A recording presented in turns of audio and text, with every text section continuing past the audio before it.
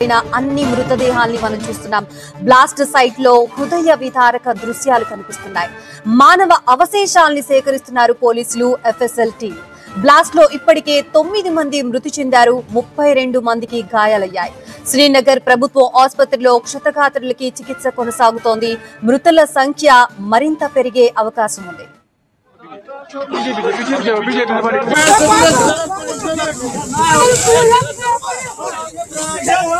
Nowgam police station చుట్టుపక్కల ఇళ్లపై మృతదేహాలు ఎగిరిపడ్డాయి. కొన్ని ఇళ్లలోకి వచ్చి పడ్డాయి ఆ మాంసపు ముద్దలు. బ్లాస్ట్ తర్వాత 15 కిలోమీటర్ల దూరం వరకు శబ్దం వినిపించిందని చెప్తున్నారు. 150 అడుగుల వరకు ఆ మంటలు ఎగిసిపడ్డాయి. బ్లాస్ట్ దాటికి పూర్తిగా పోలీస్ స్టేషన్ నేలమట్టమైపోయింది. కాలి బూడిదైపోయి పిఎస్ ఆవరణలో ఉన్న వాహనాల్ని మనం చూడొచ్చు. శ్రీనగర్ బ్లాస్ట్ పై జమ్మూ కాశ్మీర్ డీజీపీ నళిన్ ప్రభాత్ ఒక ప్రకటన విడుదల చేశారు. నవంబర్ 9, 10 తేదీల్లో ఫరీదాబాద్ లో పేలుడు పదార్థాలు సీజ్ చేశామని, నౌగాం పోలీస్ స్టేషన్ ఆవరణలోనే పేలుడు పదార్థాలున్నాయని డీజీపీ తెలిపారు.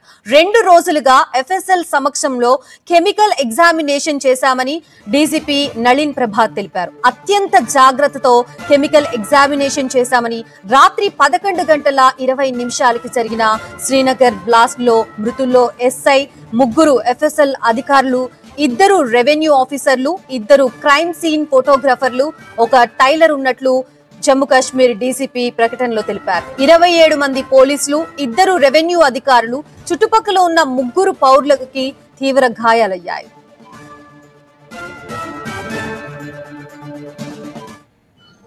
The samples of the recovery had to be forwarded for further forensic and chemical examination.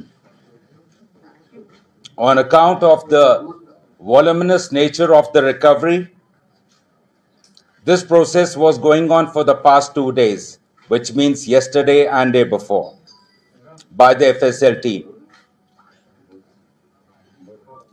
Due to the unstable and sensitive nature of the recovery,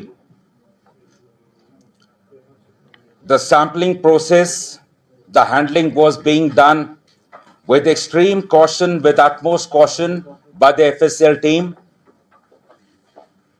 However, unfortunately, during this course, last night around 11:20 p.m., an accidental explosion has taken place. Any other speculation into the cause of this incident is unnecessary. In this unfortunate incident, 9 people have lost their lives. The cause for this unfortunate incident is being inquired into. J&K Police stands in solidarity with the families of the deceased in this hour of grief.